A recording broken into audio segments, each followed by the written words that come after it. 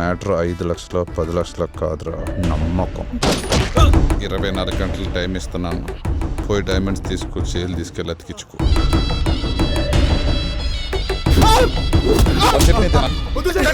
దాసేవన్న PC Srirama మాట్లాడితే దసి పిక్తి అంటున్నా. నకరాలు చేసావంటే నీ పిక్ తీసి నీ ఫోటోకి దండేస్తా.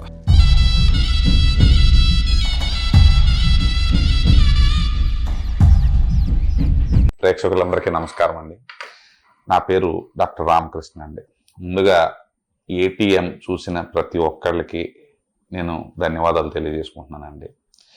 ఈ ఏటీఎంలో నేను ఒక నెగిటివ్ రోల్ చేశానండి. కానీ ఇది యాక్టింగ్ అనేది నాకు పూర్తిగా కొత్త ప్రపంచం అండి.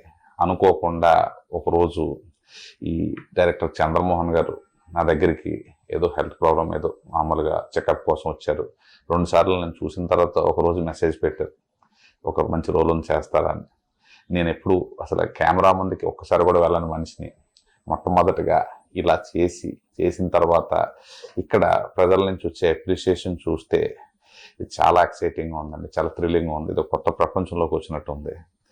సో నన్ను ఎంకరేజ్ చేసిన ప్రతి ఒక్కళ్ళకి, ఇది చూసిన ఏటీఎం చూసిన ప్రతి ఒక్కరికి కూడా మళ్ళీ ధన్యవాదాలు తెలియజేసుకుంటున్నాను. సో సార్ నమస్కారం. నమస్తే అండి. వెబ్ సిరీస్ నేను చూశాను సార్, ఏటీఎం చాలా అద్భుతంగా ఉంది. అంటే ఈ మధ్యకాలంలో మనం ఓటీటీ ప్లాట్ఫామ్ లో చాలా మంది ఆదరిస్తుంది. ఒక డాక్టర్ ఒక యాక్టర్ కావాలంటే కొంతమందిని చూశాను, అందులో మీరు ఇప్పుడు ఎలా అనిపిస్తుంది? ఇది నిజంగా చాలా చాలా అద్భుతమైన ఫీలింగ్ అండి. ఇది అసలు నేను చేసినప్పుడు కూడా నేను అనుకోలేదు ఇలా వస్తుంది, అవుట్పుట్ ఇలా వస్తుంది, ఇంత అప్రిషియేషన్ వస్తుంది, ఎంతమంది చూస్తారు అని కూడా నేను అనుకోలేదు. నిజం చెప్పాలంటే సినిమా చేసిన దానికంటే ఈ వెబ్ సిరీస్ చేయడమే ఎక్కువ నాకు సాటిస్ఫాక్షన్ అనిపించింది. ఎందుకంటే ఇది వెబ్ సిరీస్ ఎక్కువ మందికి రీచ్ వస్తుందండి. సినిమా అంటే థియేటర్లో సేపు చూస్తారు, అది ఒకవేళ క్లిక్ కాకపోతే చూడకపోతే ఇంకా అక్కడితో ఆగిపోతుంది. కానీ వెబ్ సిరీస్ అనేది ఎప్పుడు ఉంటుంది. సో ఎప్పుడైనా చూసే అవకాశం ఉంటుంది. సో వెబ్ సిరీస్ ద్వారా ఎక్కువ రీచ్ ఉంటుందని నాకు తర్వాత ఇప్పుడు అనిపిస్తుంది. సో చాలా ఎక్సైటింగ్ అనిపిస్తుంది అండి. కానీ సార్ ఇప్పుడు నేను చూసినప్పుడు ఏంటంటే మీ క్యారెక్టర్ ఇదేంటి ఇండస్ట్రీకి కొత్త విలన్ వచ్చినట్టు అనిపించింది. ఇప్పుడు చూస్తుంటే డైరెక్ట్ గా ఏంటి చాలా డిఫరెన్సెస్ ఉంది సార్. ఎందుకు ఆ డిఫరెన్స్ వచ్చింది అంటారు? అంత హార్డ్ గా కనిపిస్తారు, ఇప్పుడు అంత సాఫ్ట్ గా కనపడుతున్నారు. 2 వేరియేషన్స్ ఉన్నాయి ఇందులో అనిపిస్తుంది. ఇంకా చాలా ఉన్నాయి, ఈ 2 వేరియేషన్స్ ఉన్నాయి. నేను యాక్చువల్గా అసలు సినిమాలకి కానీ ఎటువంటి సినిమాల మీద కూడా పెద్దగా ఇంట్రెస్ట్ లేని మనిషినండి. సో అసలు జీవితంలో ఎప్పుడు ఒక స్టేజ్ మీద కూడా ఎప్పుడు డ్రామా అయ్యలేదు. అసలు కెమెరాని నేను ఎప్పుడు ఒక వీడియో రికార్డింగ్ కోసం కనీసం ఇన్స్టాగ్రామ్లో వీడియో కూడా నేను ఎప్పుడు పెట్టలేదు, ఫేస్బుక్లో వీడియో కూడా ఎప్పుడు పెట్టలేదండి. అంటే నాకు వీటి మీద పెద్దగా ఇప్పటివరకు ఇంట్రెస్ట్ లేదండి నిజం చెప్పాలంటే. కానీ ఏంటంటే హరీష్ శంకర్ గారు నాకు అనుకోకుండా పరిచయం అయ్యారండి. ఆయన ఫ్యామిలీ డాక్టర్ని కూడా నేను. సో హరీష్ శంకర్ గారు చాలాసార్లు నేను మాట్లాడుకుంటున్నప్పుడు దీని గురించి చెప్తున్నప్పుడు మెల్లమెల్లగా దాని గురించి యాక్టింగ్ అంటే ఎంత లోతుగా ఉంటుందా అని అనిపించింది. అయితే ఇది యాక్సిడెంటల్గా ఒక రోజు డైరెక్టర్ చంద్రమోహన్ గారు చూసి ఏదో క్యాజువల్గా అడిగారు. నాకు మొదట డైలమా వచ్చింది, ఏంటి కెరీర్ పాడవుతుందేమో అని కొంచెం భయం వేసి ఆయనతో అన్నాను, కొంచెం టైం ఎక్కువ అయితే ఇబ్బంది అవుతుంది అని. సో ఆయన లేదు, తక్కువ టైంలో పెడదాం, మీకు 8 నుంచి 10 రోజులు దాటి ఉండకుండా షెడ్యూల్ చూద్దామని చెప్పినప్పుడు ఓకే చేశాను. సో మొట్టమొదట డైలాగ్ చెప్పమన్నప్పుడు కానీ ఇది కానీ అసలు ఆ ఫీల్ కానీ అది కానీ రాలేదు.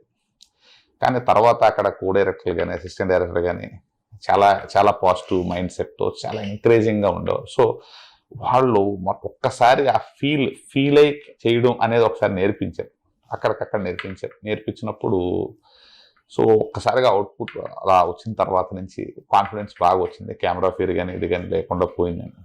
అయితే నేను చేసిన దాంట్లో నాకు చాలా లోపాలు కనిపించాయి, నేను కాదంటలేదు. ఎందుకంటే ఇది నాట్ ప్రొఫెషనల్ యాక్ట్. సో అనుకోకుండా ఇది జరిగింది. బట్ వాళ్ళు ఇచ్చిన ఎంకరేజ్మెంట్ అంటే అక్కడ కొంచెం కూడా భయం లేని అట్మాస్ఫియర్ వాతావరణం ఉంది. సో ఫర్ ఎగ్జాంపుల్ ఏదైనా చేయకపోతే ఏమవుతుంది అనే ప్రెషర్ కొంచెం కూడా లేదు. సో దాని మూలన అది చేయగలిగాం. ఇంకా రఫ్ లుక్ అంటారా, నేను యాక్చువల్గా కోవిడ్ కంటే ముందు 130 కేజీలు బరువు ఉండేవాడిని. సో కోవిడ్ మొదలైనప్పుడు నాకు అర్థమైంది, కోవిడ్ మొదటికి రాకముందే నాకు అర్థమైంది ఏంటంటే ఈ ఫిట్నెస్ లేకపోతే, పొట్ట ఎక్కువ ఉండి ఫిట్గా లేకపోతే కోవిడ్ వల్ల ఎక్కువ జబ్బు తీవ్రత పెరిగే అవకాశం ఉంటుందని. లాక్డౌన్లోనే బాగా ఎక్కువ ఎక్సర్సైజ్ చేయడం మొదలుపెట్టి సుమారుగా 25 కిలోల వరకు తగ్గాను. Diet excise. సో అప్పుడు ఒకనొక టైంలో 6 ప్యాక్ కూడా తీసానండి. తర్వాత దాన్ని మెయింటైన్ చేయడం కొంచెం ఇబ్బంది అయింది. సో అలా ఆ బ్రేక్ వచ్చినప్పుడు ఈ షూటింగ్ జరిగింది, లేదంటే అంతకుముందు ఇంకా మంచిగా ఉండేదండి బాడీ.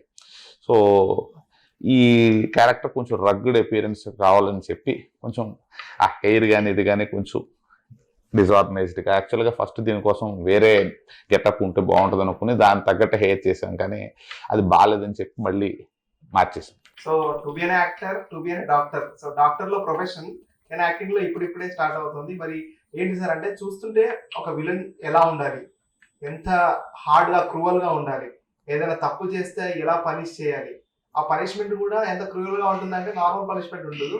అలాంటి పనిష్మెంట్స్ అంటే మీరు ఇస్తున్నప్పుడు, అంటే సినిమాలో మనకు తెలిసిందే రీల్ కానీ, బట్ ఆ రోల్ చేస్తున్నప్పుడు ఎలా అనిపించింది? యాక్టర్ అంటే నవరసాలు పలికించే వాడే ఉండాలని, అన్ని చేయగలిగేవాడు ఉండాలి.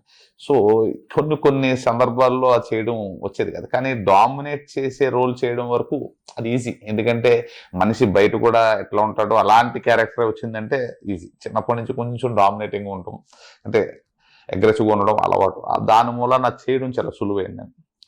బట్ ఇది సరిపోదండి, యాక్చువల్గా ఒక యాక్టర్కి ఇది సరిపోదు, చాలా ఫ్లాస్ ఉన్నాయి. సో అది అప్గ్రేడ్ చేసుకోవాలండి. సో ఇప్పుడిప్పుడే నాకు యాక్టింగ్ మీద ఒక ఇంట్రెస్ట్ పెరుగుతుంది. సో తప్పనిసరిగా దీన్ని అప్గ్రేడ్ చేసుకుంటాం, ఇంప్రూవ్ అవుతానండి. అయిన తర్వాత నవరసాలు పలికించేలా అవ్వాలనేది నా కోరిక. అంటే మనం చూస్తుంటే స్టార్టింగ్ ఏమో అంత హార్డ్ క్రూవల్ గా ఉన్నారు, ఎప్పుడైతే సుబ్బరాజు గారి ఎంట్రీ ఉంటుందో అప్పటి నుంచి మీ ఇద్దరి మధ్యన అసలు ఆ వేరియేషన్స్, ఆ యాక్షన్, ఆ సీన్ అనేది కూడా జనాలందరినీ కూడా ఆకట్టుకుంటుంది. అంటే అది ఫన్నీగా ఉండొచ్చు, కోపంగా ఉండొచ్చు. చంద్రమోహన్ గారి ఆలోచన అండి. యాక్చువల్గా ఏంటంటే ఆయన మొదట ఎంత పవర్ఫుల్గా చూపించారో తర్వాత అంత వీక్ చేసేది ఒక కామెడీలా అవుతుంది, జనాలు నవ్వుకుంటారో, జనాలు నవ్వించవచ్చు అనే ఉద్దేశంతో అలా చేయించారండి. యాక్చువల్గా ఇంకా చేసినవి ఉన్నాయి కానీ ఎడిటింగ్లో ఇంకా కుదరలేదు.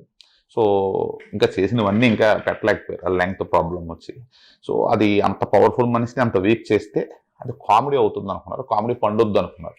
సో అలా మనం కామెడీ చేయకుండా కామెడీ పండేలాగా ప్లాన్ చేశారు. కామెడీ అయితే అసలు మీది ఇంకా పృథ్వీరాజ్ గారిది ఇద్దరి కామెడీ ఎప్పుడైతే అక్కడ స్టేషన్ లో ఉంటారో ఆ కామెడీ నిజంగా ఎంత నవ్వుకున్నాను అంటే నేను చూసినప్పుడు. ఎందుకంటే పృథ్వీరాజ్ గారు కొట్టండి కొట్టండి అంటూ కొన్ని డైలాగ్స్ ఇవ్వడం, 10 డైలాగ్స్ మీతో ఆ డైలాగ్స్ ఉండడము నిజంగా చాలా బాగా అనిపించింది. అంటే పృథ్వీ గారికి నాకు పోల్చకండి, ఎందుకంటే ఆయన బాగా సీనియర్. ఆయన న్యాచురల్ గా మాట్లాడే మాటే నవ్వొచ్చేస్తుంది మనకి. సో ఆయన టైమింగే అంత బాగుంటుందండి. మనకి ఇంకా అంత టైమింగ్ అనేది కానీ ఇంకా రాలేదు. కాకపోతే ఏంటంటే ఆయనతో కలిసి చేయడం అనేది చాలా గొప్ప అనుభూతి. సుబ్రహ్మణ్య గారితో కానీ ఆయనతో కానీ చాలా ఎక్స్పీరియన్స్డ్ పీపుల్ కదండి. సో వాళ్ళకి ఏదన్నా కూడా సహజంగా అలా వచ్చేస్తారు, అలా చెప్పగానే వాళ్ళే ముందు ప్రిపేర్ అయ్యారు. జస్ట్ డైలాగ్ చర్చ ముందు జస్ట్ షార్ట్కి ముందు ఇస్తే చాలా అలా చూసి చెప్పేస్తారు.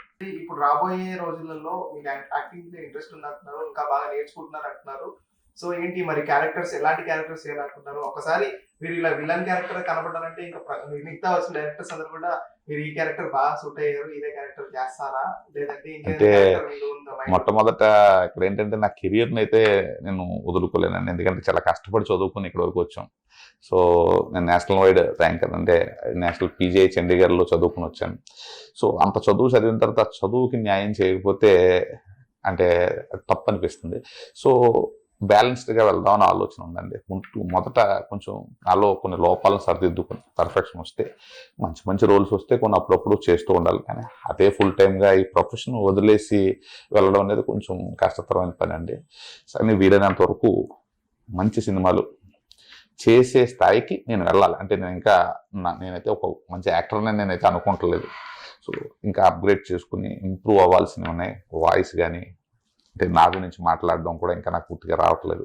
సో వాయిస్ చేంజెస్ కానీ, అలా ఎక్స్ప్రెషన్స్, నవరసాలు పలికించేలా నేను నేర్చుకోవాలని. ఇంకా ఒకసారి ఆ వెబ్ సిరీస్ లో ఉన్న ఏదైనా ఒక డైలాగ్ ఎవరైనా పిలిచి ఆ వాయిస్ లో పిలుస్తున్నట్టు ఏదైనా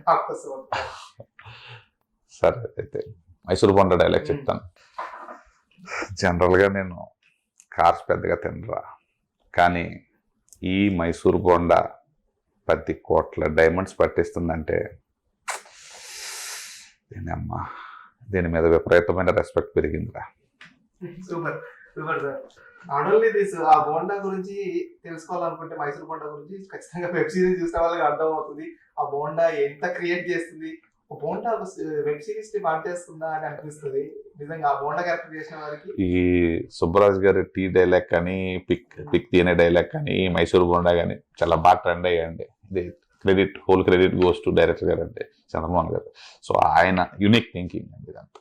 సరే, ఈ మధ్యకాలంలో చాలా వెబ్ సిరీస్ రిలీజ్ అయ్యాయి, బట్ ఇది చాలా న్యాచురల్ గా ఒక ఏరియాలో వాళ్ళకు ఉన్న ఇబ్బందులు, వాళ్ళు ఇబ్బందులు పడుతూ ఎలా డబ్బు సంపాదించాలని అనుకున్న వాళ్ళకి ఎలాంటి మార్గాలు ఉంటాయి, ఏ మార్గంలో వెళ్తారు.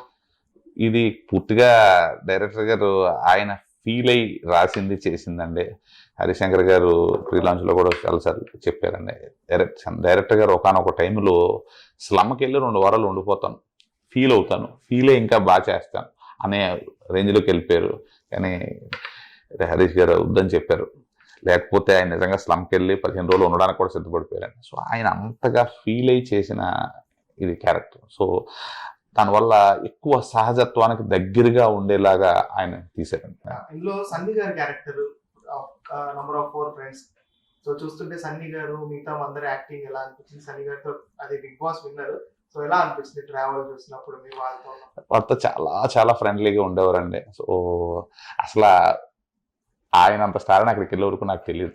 సో బిగ్ బాస్ అనేది వాస్తవం చెప్పాలంటే నేను ఎప్పుడు చూడలేదు అసలు అంతకుముందు. సో అక్కడికి వెళ్ళిన తర్వాత తెలిసింది ఆయనకున్న ఫాలోయింగ్. చాలా మంది వచ్చి ఆయన ఆటోగ్రాఫ్ కోసం, ఆయనతో మాట్లాడడం కోసం ట్రై చేసేవారు. అది చూసిన తర్వాత తెలిసింది ఇంత పెద్ద మనిషి అని. సో అసలు ఆ ఫీలింగ్ అయితే ఎప్పుడు రాలేదు. నాకే కాదండి, ఆ చుట్టుపక్కల ఆయన పక్కన ఉన్న కో యాక్టర్స్ మిగతా 3 ఉన్నారు చుట్టూ, వాళ్ళతో కూడా ఆయన చాలా ఫ్రీగా ఉండరు. సో బాగా మింగిలే చేసిందండి. So it's like A family అండి. ఒక రకంగా చెప్పాలంటే షూటింగ్ అనేది ఒక ఫ్యామిలీ లాగా, ఒక యూనిట్ లాగా జరిగింది.